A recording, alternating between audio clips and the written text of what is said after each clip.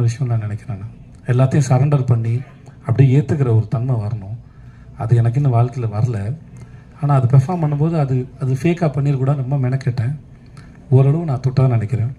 அது பண்ணும்போது எனக்கு எப்படின்னா, அங்கே மக்கள் வந்து என்னை நம்பினாங்க. நான் விபூதி இங்கே வச்சுருந்தேன். அந்த சுருக்கு பையில் வந்து அடிச்சுனா கையில் விபூதி வந்துடும். உள்ளே கை விடு இப்படி அடித்தாலே வந்துடும். வரிசையில் நின்று என்ன வர வேணும்னு கேட்பேன். மழை பெய்யும், காடு நல்லா இருக்கும், போகும். அடுத்து என் புள்ள நல்லா இருக்கும், புள்ள நல்லா படிக்கும், போ அப்படின்னு எல்லாம் விபூதி பூசிக்கிறேன். அது நான் வந்து மனசார தான் நான் அதை செஞ்சேன். நான் அந்த கதாபாத்திரம் ரொம்ப ரசித்தேன். நான் எழுதுனத மணிகண்டன் கேட்டு எப்படி தெரியல இது எழுதுனீங்க அப்படின்னு. ஸோ அது ரொம்ப கஷ்டமானது. சூப்பர் டீலர்ஸும் சாதாரணமான விஷயம் இல்லை. அது குமாரராஜான்னு ஒரு மாபெரும் அந்த டைரக்டர் இல்லாட்டி அந்த மாதிரி கதையை வேறு யாரும் நம்பி நான் போயிருப்பேனான்னு கூட எனக்கு தெரியாது.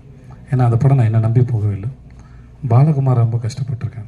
நிறைய படம் இருக்குது. அது சில சமயம் உங்களுக்கு